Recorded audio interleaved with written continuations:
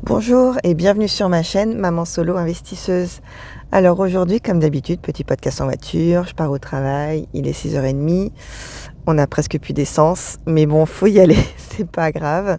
Je sens bientôt je vais y aller en vélo, à pied ou en transport, enfin je sais pas, je trouve une solution. Mais bon, voilà, je souhaite bon courage à tout le monde dans cette crise. Et aujourd'hui, on va parler d'un sujet un petit peu différent, puisque nous n'allons pas parler d'investissement, mais nous allons parler plutôt de maman solo. Alors maman solo, on va dire plutôt parents solo, puisqu'il y a de plus en plus de papas qui sont tout seuls avec leurs enfants et qui gèrent leurs enfants.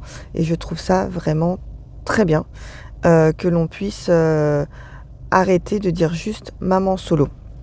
Alors c'est vrai que c'est pas encore quelque chose d'extrêmement répandu, mais c'est de plus en plus et je trouve ça très bien.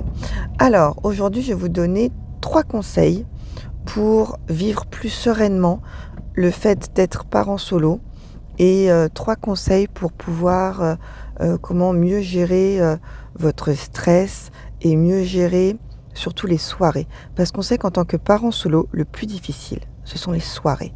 On a travaillé toute la journée. Moi, personnellement, quand je me suis séparée, que j'ai eu mes enfants à 100% avec moi, ils avaient 6 ans et 9 ans. Je commençais le travail très tôt pour finir le plus tôt possible pour m'occuper d'eux. Donc je commençais le travail à 6h30, 7h. Je finissais vers 17h. Donc voilà, fallait rentrer, faire les courses. Et après, vous savez ce qui se passe, hein. On rentre, on fait les devoirs, on fait le repas, on essaye de ranger un minimum l'appartement, on essaye de gérer les crises, les bains, tout ça. Et moi, aujourd'hui, je voulais vous donner donc 3 conseils qui m'ont permis, donc avec du recul, de pouvoir gérer au mieux ces situations. Aujourd'hui, j'ai plus de recul, ça fait maintenant 6 ans que je suis toute seule et j'espère pouvoir vous aider avec ces petits conseils. Alors, mon premier conseil, je pense que c'est le plus important, ça va être de lâcher l'affaire sur certains combats. Alors, cette phrase peut peut-être être bizarre, mais c'est la réalité. Il y a certains combats que vous pouvez plus mener quand vous êtes tout seul. Je veux dire, on essaye tous d'être des parents exemplaires, des parents parfaits. On veut tout gérer, on veut que nos enfants soient heureux, soient bons à l'école, se couchent tôt, aient les dents nickel, se lavent tous les jours. Mais je pense qu'à un moment, il faut lâcher l'affaire sur certains combats. Moi, le premier combat sur lequel j'ai un peu lâché l'affaire, et je vous dis qu'avec du recul, ça n'a été que bénéfique, c'est le coucher du soir. Parce que qu'est-ce qui se passait?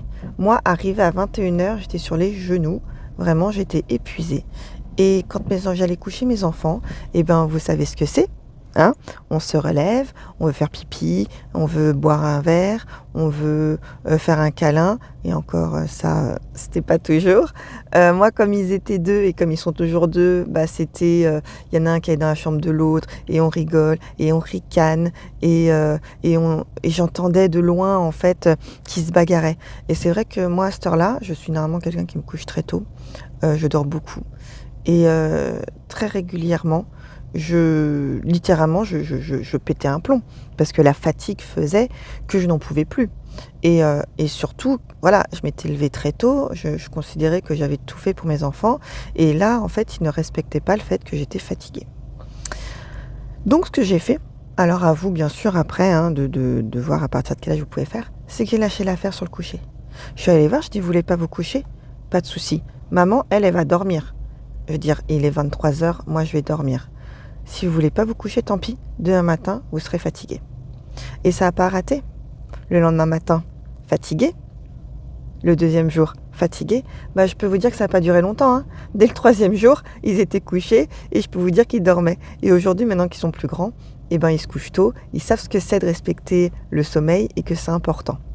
Donc ça, c'est vraiment un point très important. Il va falloir que vous lâchiez l'affaire sur certains combats. Vous ne pouvez pas tout gérer à vous tout seul. C'est impossible. Et il faut vraiment que vous l'acceptiez. Quand on est 2, quand on est en couple et qu'on a les enfants, si le conjoint que vous avez ou la conjointe que vous avez gère avec vous la soirée, vous pouvez le faire. En étant seul, vous ne pouvez pas. Donc acceptez que vous devez lâcher l'affaire. Alors à vous de voir ce que ça va être, hein. Le coucher, je dis n'importe quoi, hein, vous devoir le bain un jour sur deux, ou alors le fait de cuisiner des légumes tous les soirs, peut-être que ça vous prend trop de temps, ça vous stresse et que vous voulez faire des plats cuisinés déjà tout prêts. Enfin voilà. Mais vous n'êtes pas parfaite. On n'est pas parfait. Personne n'est parfait et il faut que vous l'acceptiez. Deuxième point, ça va être l'organisation pour les courses. Moi, ce que je vous conseille, c'est d'aller faire les courses le lundi soir. Pourquoi le lundi soir ? Parce qu'il y a moins de monde, en premier, parce que souvent il y a des réductions aussi. Et ça, c'est très important ces temps de crise. Mais aussi parce que le week-end, c'est fait soit pour vos enfants, parce que c'est le week-end où vous avez vos enfants et qu'il faut passer du temps avec eux. Et c'est très important. Et du temps qualitatif. Les emmener dans un magasin, ce n'est pas du temps qualitatif. Ou alors, c'est le week-end où vous ne les avez pas. Et dans ces cas-là, alors on sait tous, hein, ce qu'on fait le week-end, on n'a pas les enfants, c'est on remet l'appartement en ordre. Déjà, on essaye de rattraper le temps sur le linge et on essaye vraiment de faire ce qu'il faut pour l'appartement. Mais il va falloir aussi que vous preniez du temps pour vous. Donc le week-end, c'est soit pour vous, soit pour vos enfants. Il va falloir que vous fassiez vos courses le lundi. Pour ça, et mon gros conseil que je vais vous donner, c'est de préparer votre liste de courses par menu. Vous prenez une liste et vous dites lundi, steak haché, petits pois carottes. Mardi, escalope à la crème, pommes de terre noisettes. Mercredi, et vous faites votre menu.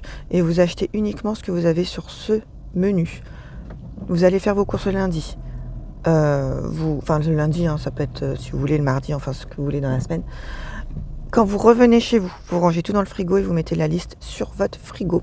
Et vous respectez cette liste. Déjà, pourquoi ? Au moins tous les soirs, vous ne vous prendrez plus la tête à vous dire qu'est-ce qu'on fait à manger ? Vos enfants, ils arrêteront de vous dire maman, qu'est-ce qu'on fait ce soir ? Ah non, ça c'est pas bon. Ah non, ça je veux pas. Non, j'ai vu dans le frigo qu'il y avait des patates. Je veux des patates. Je veux pas les petits pois carottes. Non, il y a la liste, c'est comme ça, on respecte la liste. Et vous, intellectuellement, psychologiquement, ce sera plus simple à gérer. Donc ça, c'est vraiment mon deuxième point. Et mon troisième point, et sûrement le plus important, mais ça on a déjà dû vous le dire, et je vous l'ai un peu dit tout à l'heure, c'est de prendre du temps pour vous. Mais pour vous, pour faire ce que vous aimez. Le week-end où vous n'avez pas vos enfants, oui, remettez votre appartement en ordre, faites quelques lessives et tout, mais prenez du temps pour vous. Je sais pas, essayez de découvrir des nouvelles passions. Moi, par exemple, j'ai découvert l'aquarelle. J'ai trouvé que ça me détendait énormément, l'aquarelle, c'est super. Essayez aussi de prendre du temps pour sortir à l'extérieur. Alors sortir, pas forcément allez vous saouler dans les bars, hein, mais sortir, faire une balade en forêt. Moi, c'est vrai que j'ai la chance d'avoir des chiens et les balades en forêt, ça fait extrêmement du bien. On se retrouve, on se recentre. Ne passez pas votre temps, et ça, c'est un gros conseil que je vous donne, à chercher quelqu'un d'autre, à chercher un autre mec à tout prix. Vous n'en avez pas besoin. Retrouvez-vous, vous, d'abord. Soyez heureux avec vous-même avant d'avoir l'idée de retrouver quelqu'un. Parce que si vous êtes complètement dans le rush, avec vos enfants, avec votre travail, avec vous-même, vous allez tomber que sur des mecs qui n'ont aucun intérêt et qui vont faire plus de mal qu'autre chose et vous allez perdre votre temps. Ce qui est important, c'est votre temps et ce temps doit être pour vous. Je sais pas moi, allez vous balader dans les magasins. Alors on est d'accord en tant que parent solo, hein, on n'est pas Crésus non plus, mais rien que de se balader, voir des gens, voir du monde, aller au sport, aller courir, vous balader en forêt, je sais pas, il faut que vous trouviez du temps pour vous, découvrir des nouvelles activités. Moi, l'aquarelle par exemple, je n'y aurais jamais pensé avant. Et vraiment, à certains moments, ça m'a fait extrêmement de bien. Je m'installe à mon bureau, je me mets une petite vidéo sur YouTube. Hein, toujours, on en parle des vidéos sur YouTube.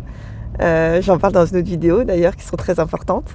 Petite vidéo sur YouTube, petit parfum apaisant de lavande qui me rappelle les vacances, l'aquarelle, de l'eau, du papier, et puis c'est parti pour une petite heure de détente. Je peux vous dire que ça fait du bien. Vous aimez cuisiner ? Reprenez la cuisine. Faites des gâteaux, faites ce que vous voulez, des pot-au-feu, j'en sais rien. Il faut vraiment vous trouver du temps pour vous. Et ce qui est important, c'est que le temps que vous n'avez pas avec les enfants, il faut vraiment, sincèrement, que ce soit pour vous et non pas pour chercher quelqu'un d'autre ou pour vous combler de quelque chose qui ne vous fera pas du bien. Voilà, ça c'est... Enfin, je trouve que c'est le conseil vraiment qui est très important parce que moi j'ai fait l'erreur quand je me suis séparée d'absolument vouloir retrouver quelqu'un à tout prix. Parce qu'être seule, c'était dur on se retrouve dans un appartement qui est silencieux, qui est vide. Et ça, c'est très dur. Et je pense que c'était une grosse erreur. Parce que je suis tombée sur des personnes inintéressantes qui m'ont fait perdre du temps encore plus que si je ne les avais pas eues. Et avec du recul, j'aurais vraiment pas dû. Voilà, donc ça c'est mon plus gros conseil. Et vraiment, les parents solos, ayez confiance en vous. Si vous vous occupez de vos enfants seuls, c'est que vous êtes des warriors, vraiment. Vous verrez, moi aujourd'hui, j'ai mes enfants plus qu'une semaine sur 2. Pendant 6 ans, je les ai eus à 100%. Aujourd'hui, je les ai une semaine sur 2. Et je me rends compte avec du recul de tout ce que j'ai fait. Et c'est extraordinaire. On a la tête dans le guidon, donc on ne se rend pas toujours compte. Mais ce que vous faites est réellement extraordinaire. Voilà, j'espère que ce petit podcast vous a plu. Moi, j'arrive au travail. La journée va commencer. Je vous souhaite à tous une excellente journée et n'oubliez pas qu'aujourd'hui est le premier jour du reste de votre vie. À bientôt!